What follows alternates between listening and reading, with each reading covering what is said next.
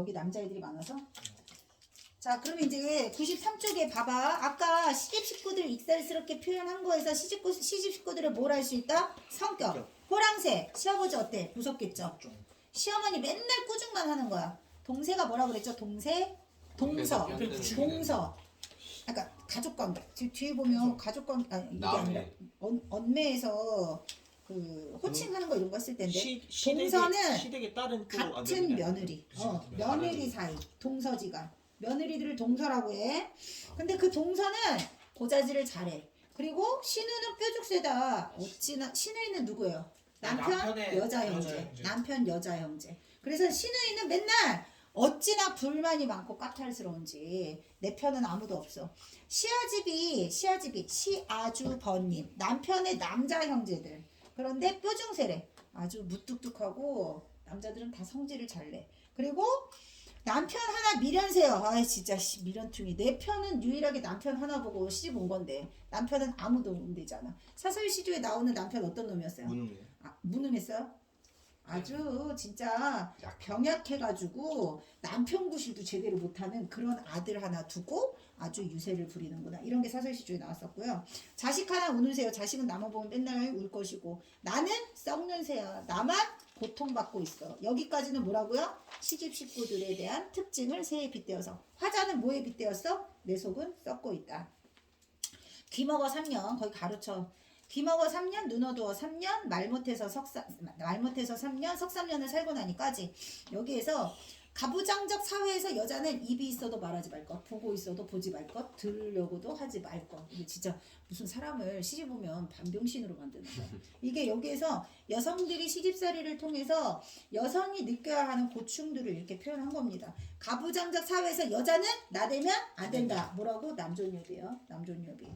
자, 백꽃, 호박꽃 아까 얘기했어요. 여기 뭐니? 대구법, 대조법. 힘든 시집살이로 인해서 내 외모가 많이 변했어. 이렇게 변화된 모습을 뭐하고 있어요? 대조법, 대구법, 열거법 다 쓰였어. 아까 말했던 표현법 많이 쓰인 부분이 여기요. 신세한탄 하고 있습니다. 그 다음에 이렇게 변화된 모습을 통해서 규원가에 나와 있는 비슷한 구절이 있다는 거. 그것도 같이 기억하시고. 그리고 열쇠 무명 반물치마 눈물 씻기 다 젖었네. 두폭부지 행주치마 콧물밖에 다 젖었네. 여기도 대구법이고요. 이것들이 모두 울면서 눈물이 모여서 어떻게 됐어요? 소가 되었다 그랬어. 소 동그라미 치세요. 베갯머리에 연못이 생길 정도로 나의 슬픔이 크다. 가정법이겠죠? 근데 이 연못에 뭐가 들어왔어요? 거이한쌍, 오리연쌍이 들어왔어. 자, 자식을 의미하는 거고요. 이 자식을 통해서 어떻게 니네 보고 살아야지 어쩌겠냐 하면서 체념, 수용. 마지막 마무리는 시집살이를 체념하고 수용하겠다. 현실 수능적입니다. 현실 저항적 아니고요. 오리가 자식이에요? 네네. 자, 그러면 단축키 보세요. 시집살이 어려움입니다. 두 번째, 대조적 시효를 통해서 뭐 나타내는 거야? 시집살이 전후 용모 변화를 통해서 신세한탄하고 있습니다. 비유적 효과 뭐예요? 새에다 빗대어서 성격을 해학적으로. 연기작품도 다 얘기했습니다. 넘기세요. 주어인가? 자, 네, 규원가하고 사설시조 같이. 앞부분을 그럼 선생님이 여기서 연기작품 얘기한 거 적어놓기만 하지 않고 어떻게 해야 돼? 집에 가서 다시 또 보는 겁니다. 꼭 봐야 돼요. 오늘 대답 못한 사람들. 자, 1번입니다. 반응법 없어요. 자, 사음보의 플러스 은율감 나타내는 거 뭐 있다 그랬어? 사음보, 사사조, AAPA 다 있다 그랬어요. 그 다음에 2번에서 질문으로 호기심, 시집살이 어떻댔까? 그 다음 해학적 표현으로 어렵다는 것을 강조하고 있다. 시집살이, 계집살이. 그 다음 가장법, 가사노동의 강도 높은 가사노동. 왜냐하면 멀리까지 가가지고 어떻게 해야 돼? 물 끌어와야 되고 아홉소택 12방에 식구들 다 불 떼고 해야 된다고 했습니다. 성을 잘 내는 시아집이 우스꽝스러운 X. 여러분 우스꽝스러운 건 주로 언제 쓰는 거라고 그랬어? 풍자효과 높을 때라고 그랬잖아요. 남편은 미련세라고 했습니다. 너는 내 속도 모르는 미련충이야 이 나쁜 새끼야 뭐 이런 거야. 자, 4번 틀렸고요. 고된 시집살이에서 소가 만들어질 정도로 눈물이 많이 흘렸다.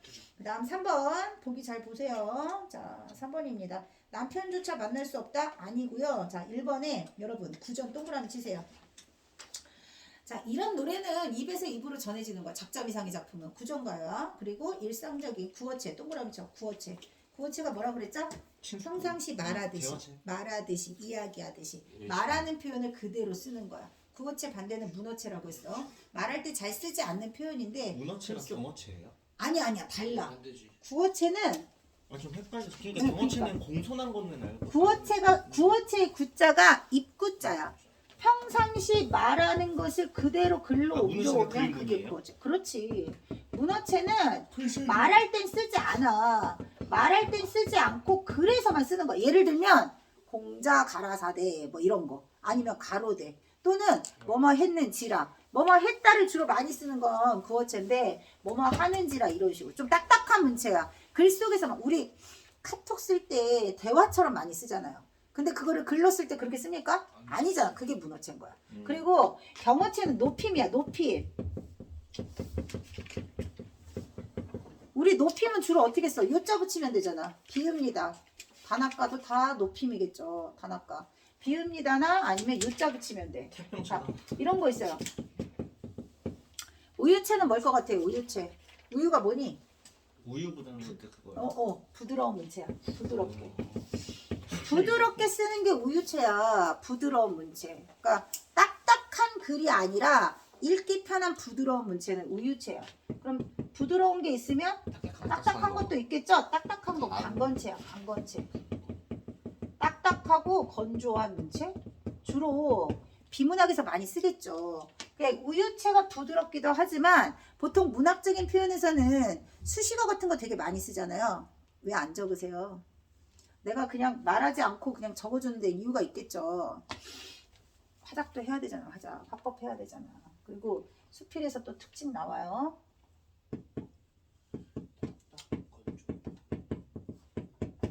여러 가지 다양한 표현이나 수식하는 말을 많이 쓰면 화려체야. 그러니까 아름다운 예쁜 꽃이 피었다와 꽃이 피었다는 달라. 꽃이 피었다는 팩트만 전달하는 거야. 근데 그 꽃이 어떤 꽃이고 어떻게 피었는지 이런 거 그런 거 화려체야. 내가 간단한 것만 얘기했지만 엄청 많은 표현들이 있을 거 아니에요. 그런 거 다 듣는 게 화려체야. 그러면 이렇게 화려하게 쓰는 게 있으면 딱 팩트만 전달하는 거. 그건 뭐겠지? 건조체예요. 건조체. 건조체. 그러니까 수식하는 표현 말고 있는 그대로의 사실만 전달하는 거. 지식, 정보, 사실 이런 거 건조체 주로 많이 쓰겠죠. 그러니까 비문학적 표현이나 아니면 문학적 표현에서 쓰는 표현들이 조금 다릅니다. 네. 자, 그리고 4번에서 여러분 봐보세요. 못 들은 척, 안 들은 척, 아무런 불만 없는 거 뭐야? 시집살이 고통이고 이런 건 가부장적 사회에서 남자가 여자에게 요구하는 바람직한 여인상이야. 버려야 하는 인습입니다. 봉건적, 전통적 여인상. 그 다음에 마지막에 자신의 손을 오리발에 비유한 것은 너무 고생을 많이 해서 섬섬옥수 내 좋은 손이 이제는 다 거칠어졌구나 이렇게 표현하는 거야. 그 다음 4번 다른 영상으로 제작했을 때 이 글에서 나오는 것이 아닌 거라고 했습니다. 5번입니다. 아이들 보면서 환하게 웃는 게 아니라 아유 힘들어도 어쩌겠어 참아야지. 환하게 웃는 거 말고 뭐야? 인내하는 여인상이 나와야겠지. 3번에 4번 있잖아요. 3번에 3번이고요. 4번 뭐야? 3번에 4번 아니 3번에 3번. 그 남편조차 만들 수 없는 고통 속 이거는 그거죠. 규원가? 그거예요. 그건 규원가요. 남편을 도대체 만날 수 없는 외로운 여인의 처지. 독수공방 규원가. 4번은 5번이에요. 됐죠? 자, 그 다음 이제 고전산문 선생님 필기하라고 했잖아요. 98쪽 펴보세요.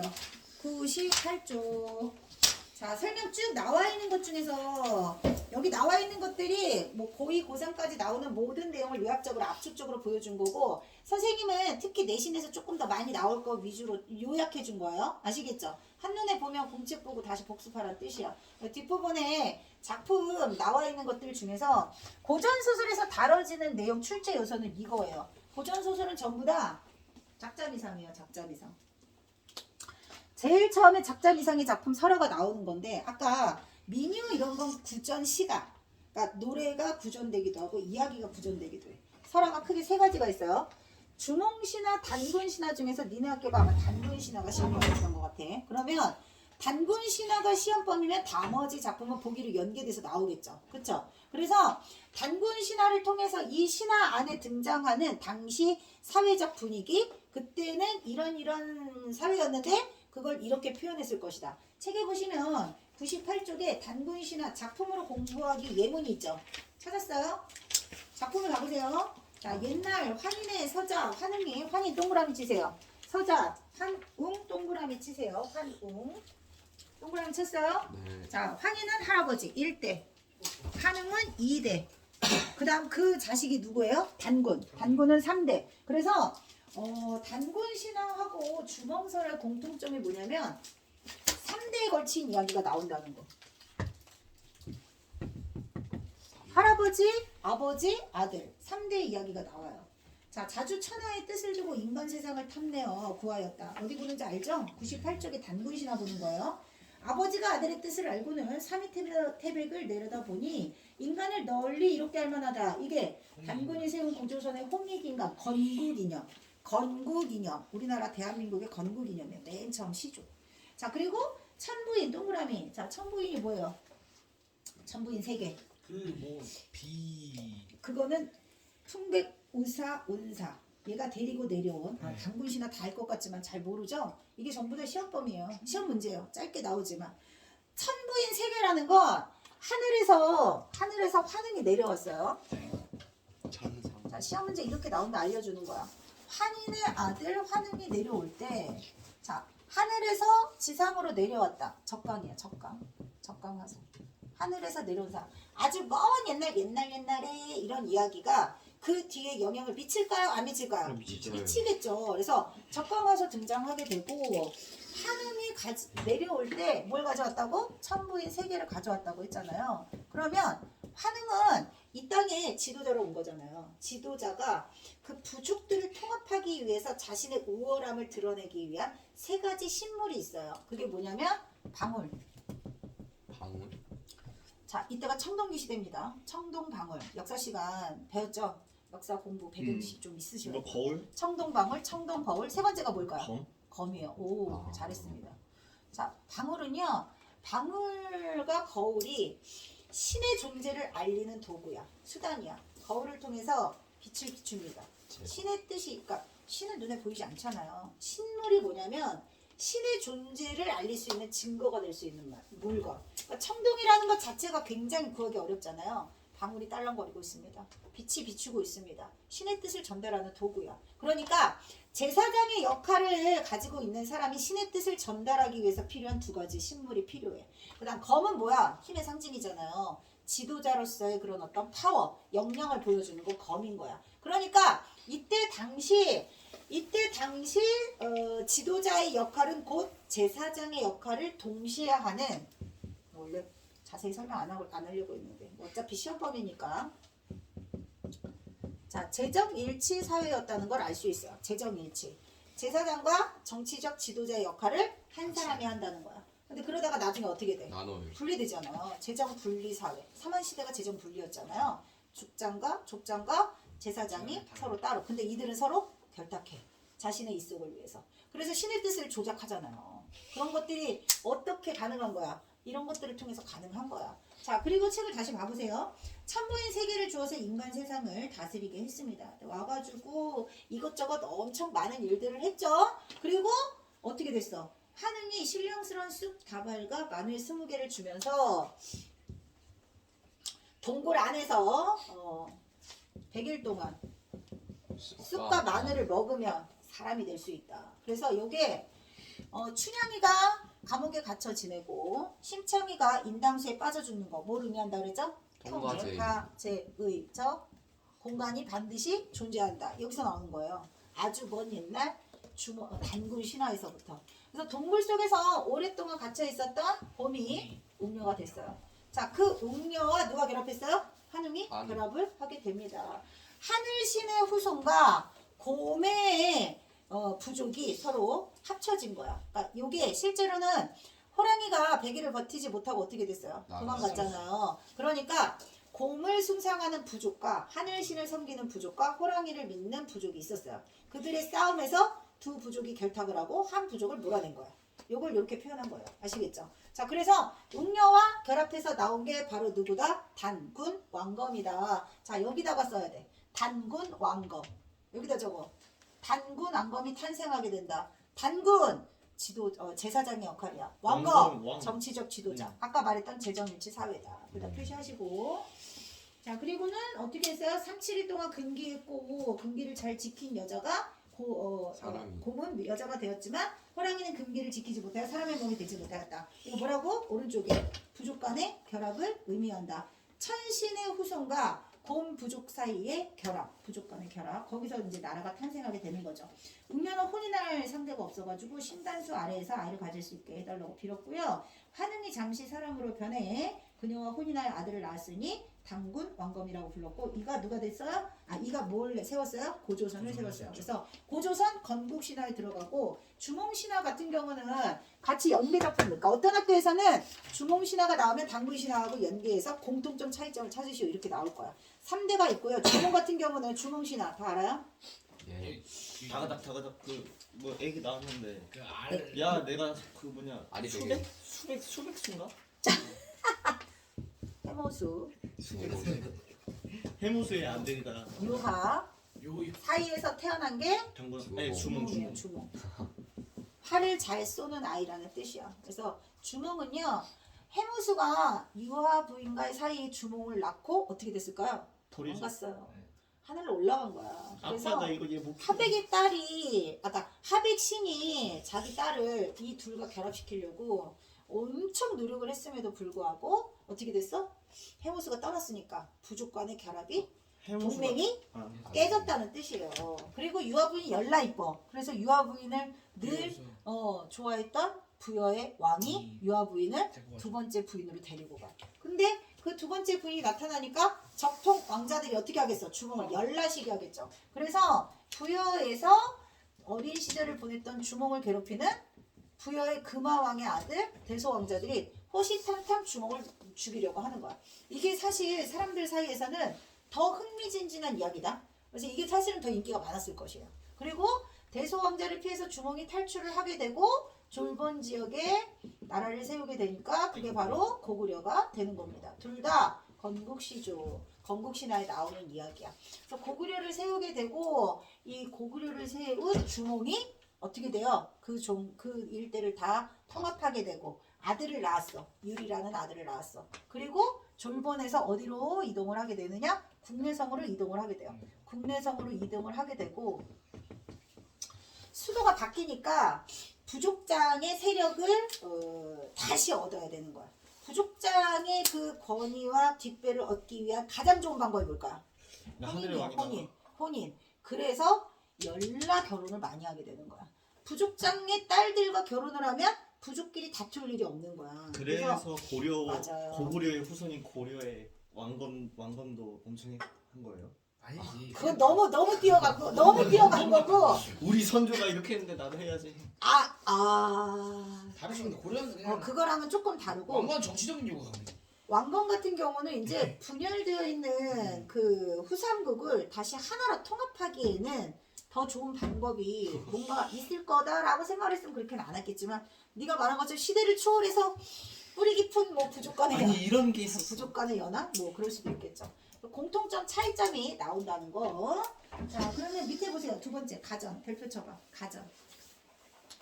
자, 이제 고등학교 과정에서 가전이라고 하는 것은 가짜 전기의 줄임말이라고 보시면 돼요. 가짜. 가짜전. 가짜 전기라는 말이 가장 좀 쉬운 표현인 것 같아.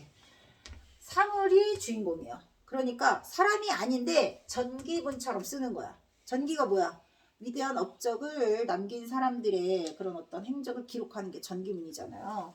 인물의 행적과 생애, 공과, 출생부터 사망까지 모두 나오는 일대기적 구성이 전기문의 특징이란 말이야. 그래서 그 집안의 모든 내력, 이거 찾으셔야 돼요. 이거. 그리고 무엇을 의인화했는지.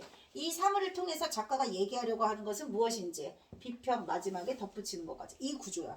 가전체의 특징. 자, 그런데 그때 당시 사람들이 주변에 보이는 여러 가지 사물들 중에서 자, 공방전이 가장 많이 기억에 남는다고 했던 세영. 여기서 말하는 공방이 돈을 말하는 거예요. 돈.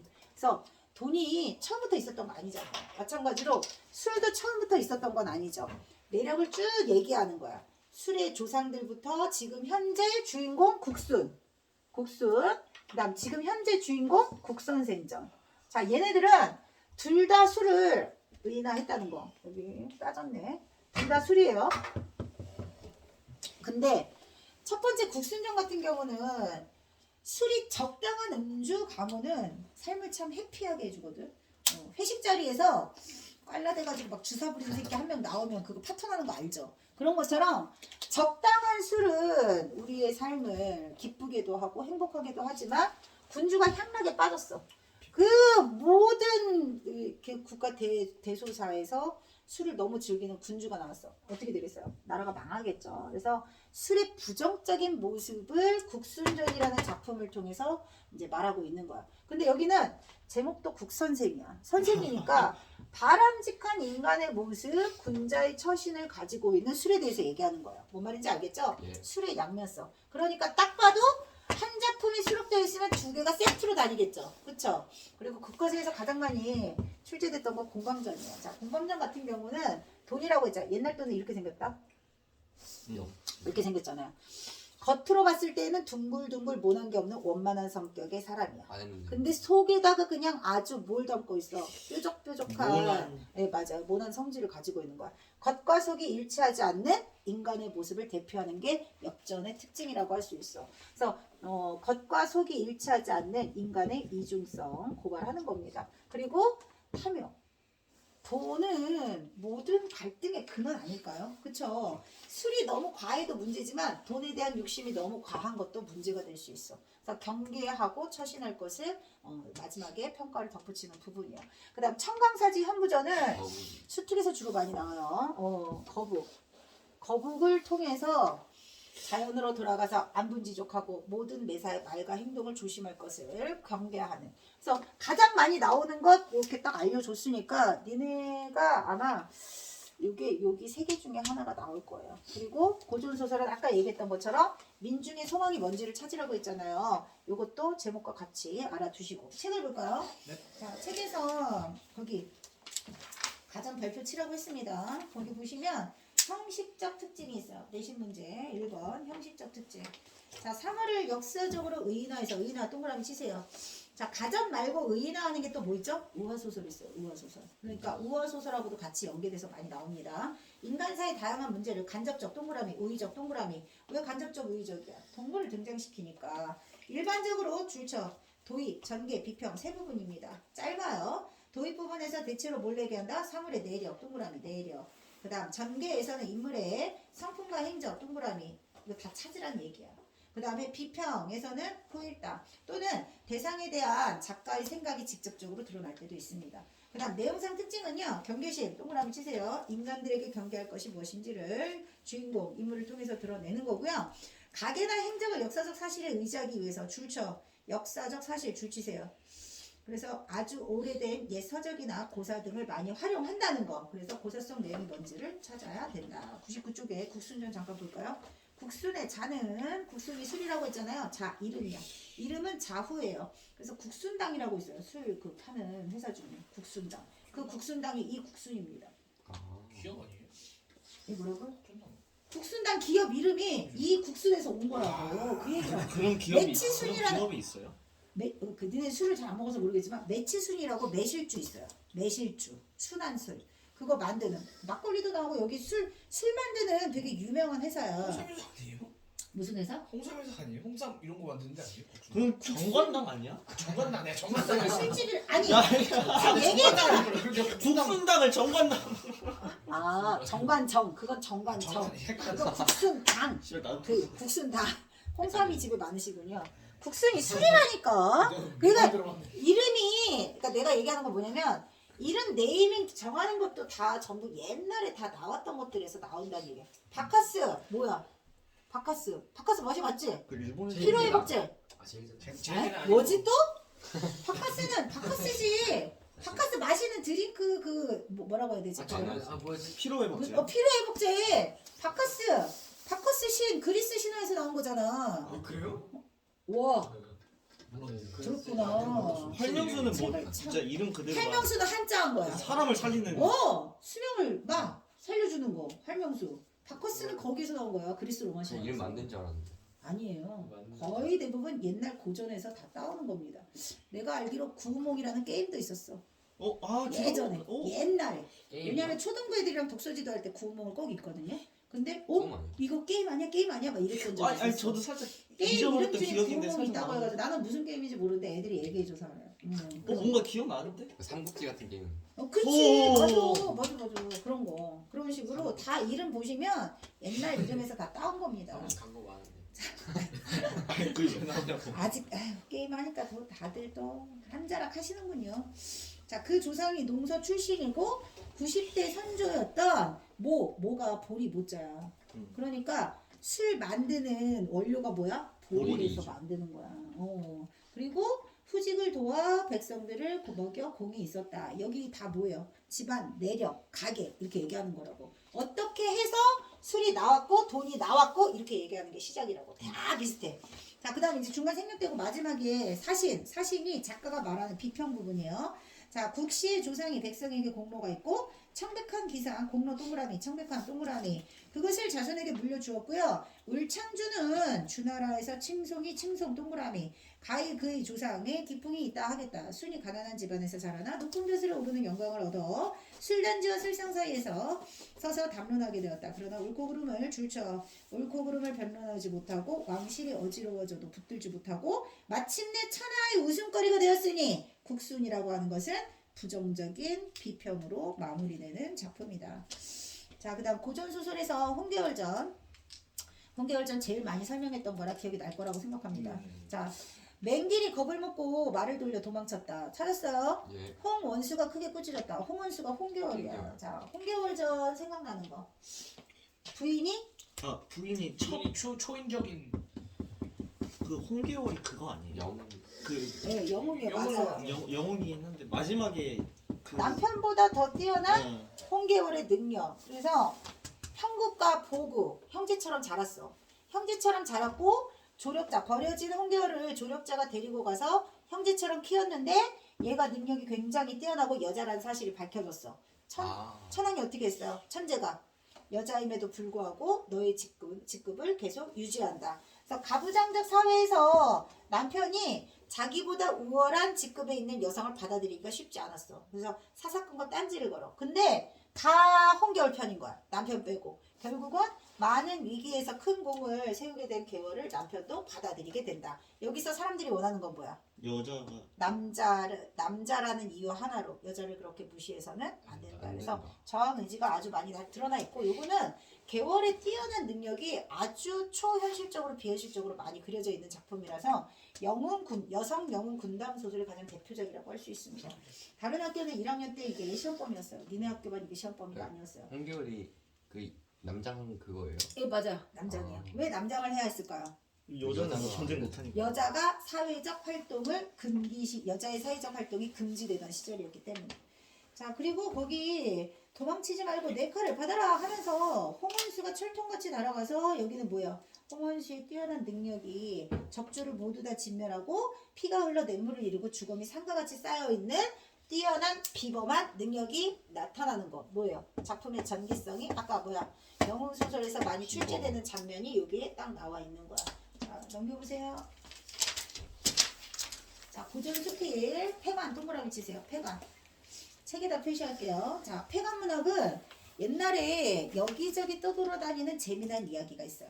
그럼 그 재미난 이야기를 모아서 왕에게 이렇게 들려준다거나 아니면 기록한다거나 이런 것들이야. 그래서 폐관 문학에서부터 조선 후기까지 아라비안 나이트 이런 거예요? 그런 거예요. 천일야화. 자유로운 형식의 글을 통칭한다. 자유로운 동그라미죠. 자유롭다는 게 뭐겠어요? 수필이겠죠. 수필의 가장 큰 특징. 그래서 이치에 따라 사물을 해석하고 시비를 밝히면서 의견을 제시한다. 그래서 뭐뭐 기록한다 하는 수호제기처럼 기자로 끝나거나 또는 전자로 끝나는 그런 제목들이 많이 있어요. 설자로 끝나던가. 일상적인 삶에서 느낀 생각을 자유롭게 진술한다. 현대 수필과 비슷한 점. 특정한 형식이 존재하지 않는다. 줄쳐. 자유로운 형식. 현대 수필과 비슷해요. 그 다음 고려부터 조선 전기에 주로 한문 작품이 많이 창작됐고요. 고려 후기에는 한글로 된 작품도 많이 나오게 됩니다. 그 다음 두 번째 소재와 제재가 다양하다는 거 줄치시고 자유롭게 동그라미 치시고 개성적 동그라미 치시고 자 의유당 동명일기가 작품 제목 예시문으로 나와 있어요. 동명일기 보셨어요? 자 동명일기는 그 붉은 이로 흘흘 움직여 도는데 처음 났던 붉은 기운 동그라미 치세요. 자, 일출 광경을 자세하게 묘사하고 있는 작품이고요. 이거는 지금 현대어로 풀이되어 나오잖아요. 중세 문법에서 자주 인용되는 예문 중에 하나야. 중세 시대 버전으로 꼭 나온다. 백지 반장 넓이만치 반듯이 비치고 반갔던 기운이 되어 차차 커지며 큰 쟁반만 하여 자 해를 비유한 표현들이 나온다고 했죠.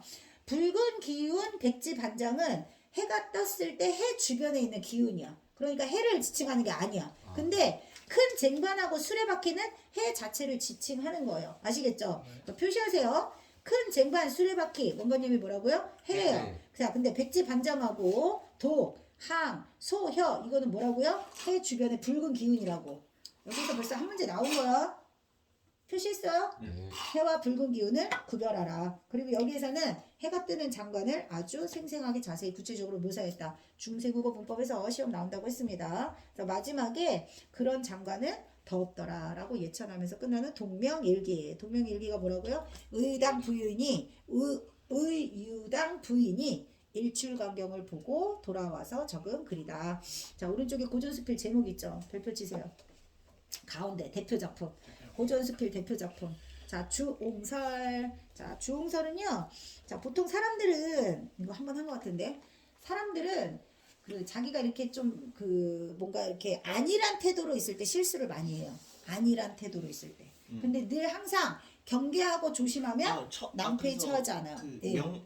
필마? 막 좋은 말을 타면 막 가다가 넘어지고. 그거는 뭐죠? 차마설. 아 그거 아니에요? 아니, 그건 차마설. 아. 말을 빌려 탄 경험. 그건 차마설이고 주옹설은 주옹이라는 배 위에 사는 노인과의 대화야. 거기다 적어. 대화. 경계. 이렇게 적어놔. 늘 항상 조심할 것. 경계 옆에 중용이라고 적으세요. 중용이라는 건 늘 항상 중간을 지키는 삶. 어느 한쪽으로 치우치지 않고 핵심어만 적어 놓으시고요. 한중로 별표 치세요. 자, 해경궁 홍씨. 사도세자의 부인인 해경궁 홍씨가 그 사도세자 사망 사건, 유명한 그 사망 사건 있죠? 그걸 아주 사실적으로 잘 기록한 작품이라 역사적으로도 높이 평가받고요. 여성의 3대 궁중 문학으로도 평가받는 작품이에요. 그래서 반드시 시험에 나옵니다. 별표 치시고. 자, 조치문 표시에 바늘, 의인아. 바늘. 조침의 침자가 바늘. 조자는 조의를 표한다 이 뜻이야. 바늘이 어느 날 댕강 부러졌어. 그래서 바늘에게 조의를 표한다. 너무 슬픈 거야. 유일하게 이 여자 과부야. 오로지 나의 외로운 긴 밤을 지켜준 건 바느질할 때 나의 바늘. 근데 그 바늘 되게 아끼고 사랑했는데 그게 똑 부러진 거야. 너무 슬프다고 이렇게 표현한 거예요. 자, 그 다음 서포만피라고 열하일기보다 아까 얘기했던 요거 박지원 작품은 요게 시험에 많이 출제된다. 자, 그 다음에 밑으로 내려가시고 판소리 보세요. 판소리 찾았어? 네. 자, 전문 창자가 고수의 북장단과 추임새에 맞추어서 서사적 이야기 동그라미. 자, 서사적 이야기에 뭘 넣었을까요? 음악적 요소를 가미한 거야. 우리 고유의 민속악 창자 동그라미. 이야기하는 사람을 창자라고 하는데 노래 이야기 사이사이에 뭘 넣어준다고요? 노래를 넣어준다. 그래서 판소리 사설 부분에 노래가 조금씩 들어간다고 보시면 돼요. 근데 가만히 서서 부르는 게 아니야. 여기서 이렇게 부채 하나 들고 손짓이나 몸짓 같은 거 하거든요. 그걸 뭐라고 하냐면 발림이라고 해. 동그라미죠. 발림. 그 다음에 고수는 노래 사이사이에 추임새를 넣어서 뭔가 흥미진진함의 그런 어떤 부수적인 역할을 하는 거예요. 조선 후기 서민들의 정서를 대표하는 서민문학이다. 판소리계 소설할 때 잠깐 했지만 이제 판소리가 시험에 나와. 2학년부터는. 춘향전이 아니라 춘향가가 나오는 거야. 근데 니네는 춘향전을 배웠기 때문에 심청가나 흥부가 이런 게 나오겠죠. 그래서 심청가에서 가장 많이 출제되는 장면. 심청전의 주제가 뭐예요? 부모의 효잖아, 효. 그러면 심청의 지극한 효성이 가장 잘 드러난 부분이 시험에 출제되는 거야. 어딜까요? 뛰어내리기 전 절절한 슬픔을 꾹 누르고 아버지에게 밥상을 차려드리고 다 곁에 있는 사람 다 울고요. 네, 맞아요. 그 부분. 그 장면이 가장 극적인 장면. 그러면 저거 뭐예요? 흥부전에서는 가장 극적인 장면이 뭘 것 같아요? 박할 때. 박을 탈 때 슬근슬근 톱질을 하는데 그 안에서 뭔가 이렇게 막 좋은 게 나올 거라는 거 알았겠어 몰랐겠어? 모르겠죠. 그 장면이 출제가 많이 되겠죠. 그리고 흥부전 같은 경우는 표면적으로는 형제간의 우애잖아요. 근데 춘향전의 표면적 주제와 이면적 주제가 다르다고 얘기했잖아요.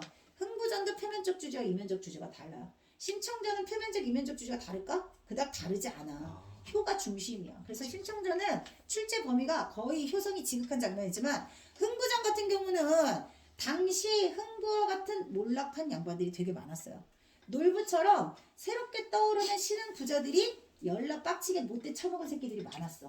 그런 두 가지 요소를 고려했을 때 몰락한 양반들의 그런 어떤 모습을 약간 재미있게 미화. 우스꽝스럽게 표현한 장면이 있어. 뭐 흥부가 매품을 팔러 간다든지 당시 사회적으로 얼마나 많은 매각 매직이 있었는지 뭐 이런 장면들 그런 것들이 출제가 된다. 결론은 그 당시 사회적 분위기를 많이 느낄 수 있는 장면, 주제를 압축적으로 보여주는 장면, 이게 시험에 출제가 된다. 그런 뜻이에요. 자, 형식적 특징 별표 치시고.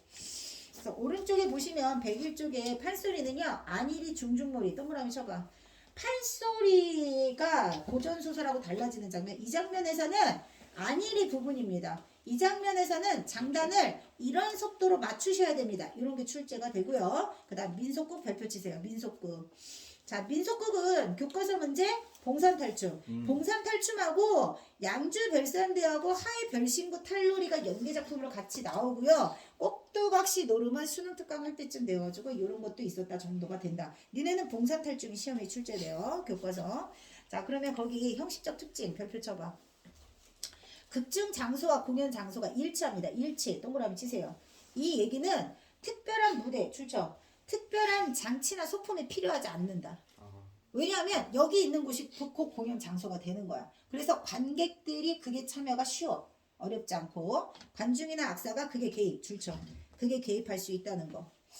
됐어요? 네. 자, 그리고 서민들의 생활상과 가치관이 생생하게 반영되어 있기 때문에 이 작품을 통해서 알 수 있는 당시 생활상과 가치관이 작품의 주제가 되는 거야. 자, 그 다음에 쇠뚜기를 보세요. 쇠뚜기.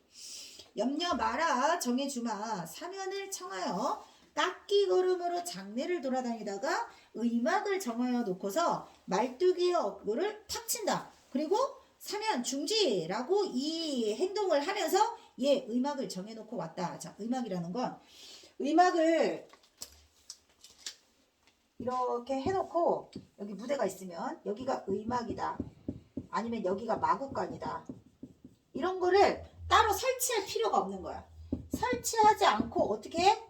여기가 의막이야. 여기가 마구간이야. 이렇게 무대 위에 어떤 지시되는 장소가 곧 그 무대의 소품이고 장소가 되는 거야. 아까 그 판소리에는 무대 설정이 따로 필요 없다고 그랬잖아요. 다 뭘로 하는 거야? 말로 다 때우는 거야. 말로. 근데 이제 현대극 같은 경우는 서양극 같은 경우는 따로 무대가 있어요. 그러니까 우리가 공연하게 되는 극문학은 전부 다 개방적 구조를 취하게 돼요. 개방적 구조를 취하니까 이 공연을 하고 있는 이 무대의 모든 상황을 지나가던 사람들도 다 볼 수가 있는 거야. 그래서 만들어낸 창작자와 나중에 이것을 향유하는 계층이 이중적이기 때문에 이중 언어가 존재한다고 그랬잖아요. 자, 밑에 보시면 말뚝이는 자, 영락 없지 하면서 별표 쳐. 양반의 무시 동그라미, 허위의식 동그라미. 이 가면극에서는요, 양반들이 어떻게 무식함을 드러내는지 스스로 무식함을 나타내는 장면이 나와. 뭐 예를 들면 시조 한번 지어볼게 하는데 그지 같은 시조를 짓는 거야. 그러면서 자기들끼리 어우 너무 훌륭해 이러면서 자화자찬한다든지 이런 장면. 그 다음에 허위의식도 마찬가지. 겉으로 봤을 때 가면 자체가 양반들 되게 우스꽝스러운 가면을 쓰고 나와요. 행동 자체도 되게 우스꽝스럽고. 근데 말뚝이는 마부란 말이야. 그래서 말뚝이가 양반들을 모시고 와서 휘 하면서 사람들을 막 이렇게 호응을 유도해요. 그러면서 말뚝이가 주로 뭐 한다고 그랬죠? 양반을 까대는 이야기를 주로 한다고 그랬잖아요. 그러면 양반이 뭐 한다고 그랬죠? 호통을 쳐요. 아니 뭐라고? 이렇게 호통을 치면 말뚝이가 핑계. 아닙니다 하면서 핑계와 변명을 한다고 그랬어요. 비슷한 예, 거예요. 맞아요. 똑같아요. 자, 재담 구조. 옆에다 적으세요. 재담 구조. 민속극에서는 재담 구조가 반복된다. 자, 그래서 이 이야기에서도 그 봉산탈춤에서 보여주는 것과 똑같은 언어 유희 나오고요. 당시 사회상 알 수 있고요. 이렇게 하면 고전 3문 전체 관리가 다 끝난 겁니다. 자, 시간이